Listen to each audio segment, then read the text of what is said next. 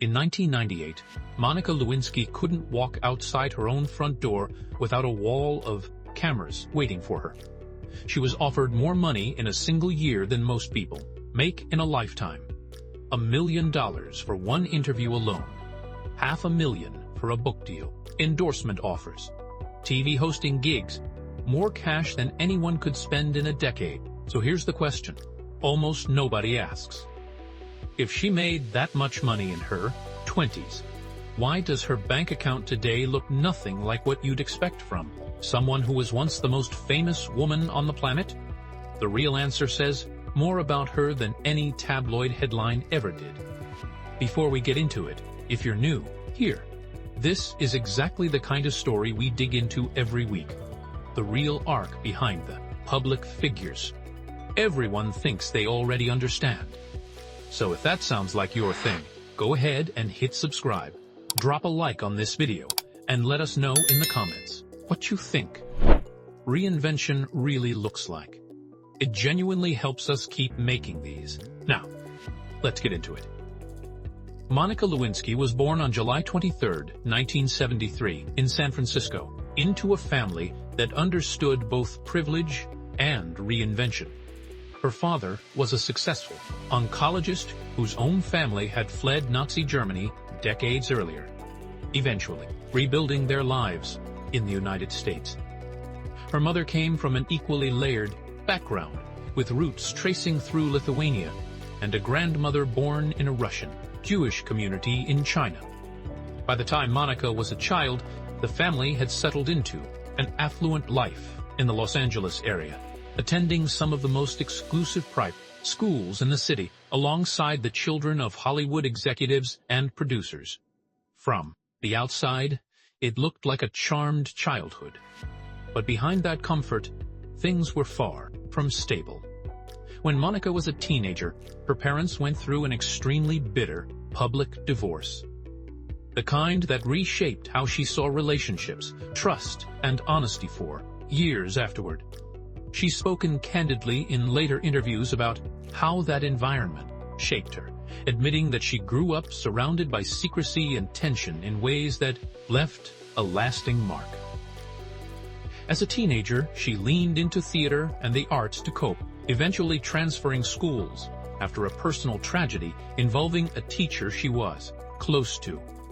She graduated as valedictorian of a small, expensive prep school, the kind of student classmates assumed was destined for something big. They had no idea what that would actually look like. In her late teens, while still in high school, Monica became involved in a long-term relationship with a former drama teacher who was married with children. A relationship that, according to later legal accounts, continued on and off for years, including after she moved across the country to attend college in Oregon. It's a detail that often gets glossed over in the broader scandal narrative, but it speaks to a pattern that would define the next chapter of her life. A young woman repeatedly drawn into relationships with older, powerful, already attached men, and a pattern that would soon collide with the biggest stage imaginable. She graduated from Lewis and Clark College in 1995 with a degree in psychology, and just 1 month later, through a family connection, she landed an unpaid internship at the White House, working in the office of the President's Chief of Staff. She had no political experience and no special qualifications beyond her degree and the right introduction. It was an ordinary entry point into Washington that millions of young graduates have taken before and since. What happened next was anything but ordinary. During a government shutdown that November, most senior staff were sent home, leaving a small skeleton crew, including unpaid interns like Monica, to keep the West Wing running. It was during that unusually quiet stretch that President Bill Clinton began spending more time around her. She was 22. He was 49, the most powerful man in the world. Over the following months, what began as proximity turned into a relationship that would eventually be documented as 9 separate encounters over roughly a year and a half, conducted largely in secrecy, inside the White House itself. It was reckless on every level, and enormous abuse of the obvious power gap between them. And it would go on to upend both of their lives. For a while, almost nobody knew. Monica confided in a colleague she'd met after being transferred to the Pentagon, a woman named Linda Tripp, who, unbeknownst to her, began secretly recording their phone conversations. Those tapes, more than 20 hours of private, often emotional conversation, eventually made their way to independent counsel, Kenneth Starr's investigators. In January of 1998, under pressure related to a separate lawsuit, Monica signed a sworn statement denying any sexual relationship with the president, a lie that would later expose her to potential perjury charges. Days later, the story broke publicly, and her entire life detonated overnight. By the summer of 1998, Monica was facing a genuinely frightening legal situation. A 24-year-old former intern who had lied under oath and was staring down the possibility of criminal charges connected to a federal investigation into the President of the United States. Her legal team eventually negotiated what's known as transactional immunity, an agreement that protected her from prosecution related to the case, as long as she testified fully and honestly going forward. It's easy to forget, given how much of the public narrative focused on humiliation and scandal, that Monica Lewinsky was, for a period of months, an ordinary young woman facing the very real possibility of prison time for trying to protect a relationship she still, at that point, believed might mean something. What followed was, by any honest measure, one of the most brutal public takedowns of a private citizen in modern American history. She became a punchline on every late-night show, a tabloid fixture, a household name, attached to a scandal she didn't create alone, but absorbed almost entirely by herself. The sitting president, in a now infamous televised statement, denied the relationship directly to the American public, a denial that would later prove false and contribute to his impeachment by the House of Representatives, though the Senate ultimately fell short of the votes needed to remove him from office. Through all of it, accounts from people close to the situation describe a coordinated effort to paint Monica as unstable and obsessive, an effort that worked on a large portion of the public for years. She, later, described the psychological toll in stark terms, saying she felt like the most humiliated person in the world, a description that, given the scale of the coverage, was hard to argue with. It's worth remembering just how early this was in the Internet's history. There was no social media yet, but message boards, early news sites, and 24-hour cable coverage gave the story a kind of relentless, inescapable quality that hadn't really existed before. Looking back, Lewinsky has often been described as the first person to experience that specific, modern flavor of public shaming at Internet scale, years before anyone had a name for it. The financial windfall that followed her cooperation with investigators in 1998 was real. A televised interview brought in roughly $1 million. A memoir written with biographer Andrew Morton brought in another $500,000 and landed at the top of the bestseller list. But legal bills, living expenses, and a series of business ventures that repeatedly collapsed under the weight of her notoriety ate through that money far faster than most people assume. A diet brand endorsement deal worth $1 million fell apart within months after public backlash, leaving her with a fraction of what was promised. A handbag line she designed and personally oversaw the manufacturing of found shelf space in respected boutiques, but never escaped the shadow of her past. A reality dating show she hosted in 2003 drew strong initial rating before protests and backlash cut its run short. Time and again, doors opened because of her fame and slammed shut for the exact same reason. it became almost impossible for nearly a decade to be seen as anything other than the scandal itself. Something shifted in 2014. Monica wrote a long, deeply personal essay for Vanity Fair, breaking years of relative public silence, explaining that she'd turned down more than $10 million in offers over the years because none of them felt right. None of them let her tell the story on her own terms. What pushed her to finally speak was the death of a young man who had taken his own life after being publicly humiliated online, a tragedy that her own mother reportedly connected immediately to the darkest period of Monica's life, when she too had quietly struggled with thoughts of not wanting to go on. That essay marked the beginning of a genuine reinvention, not as a punchline, but as someone with real insight into what public humiliation does to a person.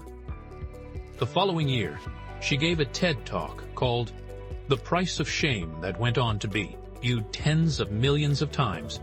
In it, she described herself as patient zero of the public shaming era, someone who experienced in 1998 what would eventually become an everyday reality for ordinary people caught in viral pile-ons.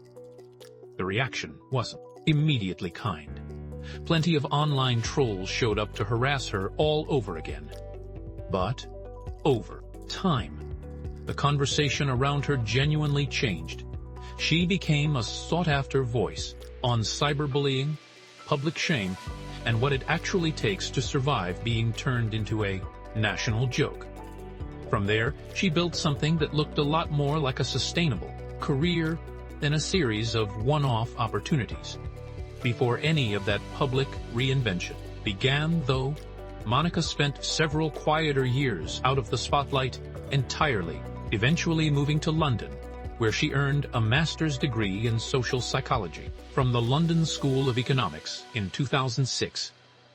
It's a detail that rarely makes the highlight reel of her story, but it matters because it shows someone deliberately stepping away from the noise to build actual expertise in the very subject that had defined the worst years of her life: the psychology of shame, public perception, and how people survive being reduced to a single moment. That academic grounding would later show up clearly in how she talked about her own experience. As the broader cultural conversation shifted in the mid-2010s, particularly with the rise of the Me Too movement, and a more critical public re-examination of how power imbalances between bosses and much younger employees get excused or ignored, Monica's story started getting reread by an entirely new generation. People who were children, or not yet born, during the original scandal began encountering her name through a very different lens, less as a punchline and more as an early, painfully public example of exactly the kind of power dynamic the Me Too movement was trying to name. That cultural shift didn't erase what happened, but it gave her room to tell her own story without immediately being shouted down, something that simply hadn't been possible in the late 1990s. She formed a production company and signed a deal with a major studio. In 2021, she served as a producer on Impeachment: American Crime Story, the FX series that dramatized her own story, a project that finally gave her some creative control over how that chapter of her life was portrayed on screen, something she'd never had any say over the first time around. She also helped produce a documentary specifically about the mechanics of public shame and what survivors of it have in common. Her advocacy work expanded too, and she became one of the more recognizable voices pushing for stronger protections and awareness around online harassment. More recently, in early 2025, Monica launched her own podcast called Reclaiming, where she sits down with other public figures who've lived through their own versions of public humiliation or reinvention, using her own experience as the entry point for honest conversations about shame, recovery, and rebuilding a life under scrutiny. In interviews promoting the show, she's continued to speak with surprising candor about the relationship that started it all, describing it plainly as a serious mistake. Falling for a boss who happened to be married, and the most powerful man on earth, and being honest that what followed cost her years of her life. It's a far cry from the silence and shame that defined her 20s. So, what is Monica Lewinsky actually worth today at 51 years old, after 3 decades of being one of the most recognizable names in American political history? According to multiple financial estimates, her net worth sits somewhere between $1.5 and $2 million. To be clear, that's a perfectly comfortable, solidly upper-middle-class amount of money. It is not, however, anywhere close to what people assume when they hear that she made headline-grabbing payouts in her 20s. By her own account in recent interviews, she lives a relatively modest life, residing in a one-bedroom apartment in Los Angeles, rather than anything resembling the lifestyle people imagine when they picture a famous person from a major political scandal. Part of the reason her wealth has grown so slowly compared to other public figures who've weathered scandal is a choice she's made repeatedly and deliberately. Over the years, she's turned down more than $10 million in offers, endorsement deals, tell-all, specials, and media opportunities that would have paid handsomely, but that she felt didn't align with how she wanted to tell her own story, or that simply asked her to keep performing the same humiliating chapter of her life on repeat for a paycheck.